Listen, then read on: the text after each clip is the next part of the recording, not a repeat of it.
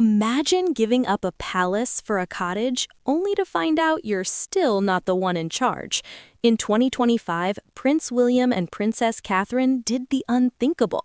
They quietly packed up Adelaide Cottage and moved their entire lives into what insiders are calling their true forever home, Forest Lodge. Tucked away in the emerald heart of Windsor Great Park, this move wasn't about royal ego or showing off. It was about survival, specifically the survival of their children's privacy. But there's a catch. Even as the future King of England, William quickly discovered that his new sanctuary came with a set of ironclad restrictions. One rule in particular has forced the prince to abandon a personal passion, proving that even behind closed gates, the crown always has the final word. The mystery of Forest Lodge isn't just in its secluded location, but in the psychological shift it represents for the Wales family. Here, George, Charlotte, and Louis finally have the breathing room they've been denied for years. But this freedom is an illusion. You see, Windsor Great Park isn't just a backyard. It's a protected historical fortress. And inside this fortress, there is a zero-tolerance policy that has royal watchers stunned. We're talking about a total ban on something William is famous for using, a rule so strict that no title or bloodline can bypass it. But before we reveal the exact detail that forced William to change his daily habits, I have to ask, if you were in his position, would you trade your personal hobbies for a life of total seclusion, or is the price of privacy getting too high?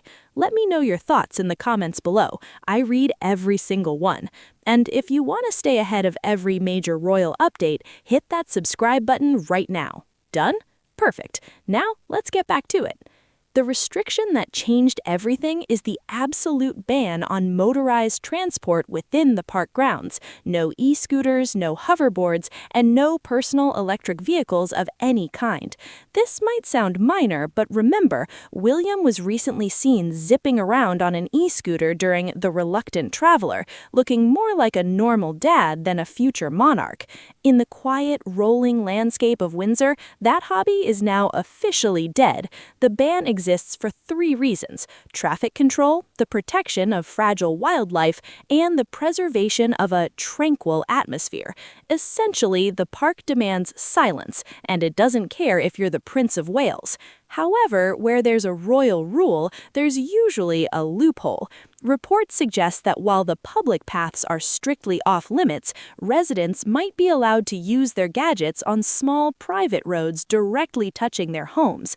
But the moment William hits the iconic Long Walk, that famous 2.5-mile stretch leading to Windsor Castle, the law is absolute. No wheels allowed. It's a vivid reminder that in the royal family, privilege isn't a pass to break rules. It's a mandate to follow them more strictly than anyone else. But if Forest Lodge represents the rules of their life, their recent trip to Scotland revealed the heart of it. On January 20th, the couple stepped out at Radical Weavers in Stirling. Amidst the clatter of traditional looms and the smell of raw wool, a single unscripted moment broke the internet. As Catherine sat down to weave a piece of Scottish identity into a tartan cloth, she slipped off her tailored blue jacket. Without a word, without looking for a camera, William instinctively stepped forward. He caught the coat and folded it neatly over his arm, standing behind her with a soft, protective smile. No speeches, no pageantry, just a husband looking after his wife in a way that felt refreshingly human. This moment wasn't just about a coat, it was about the partnership that makes the strict rules of Forest Lodge bearable. Whether it's following the ban on scooters at home or supporting Catherine's championing of the British textile industry abroad, the message is clear. The Waleses are navigating a modern monarchy by staying grounded in the small things.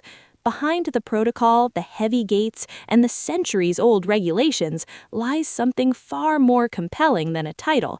It's a family learning that while they can't change the rules of the house, they can certainly change how they support each other within them, one small, quiet moment at a time.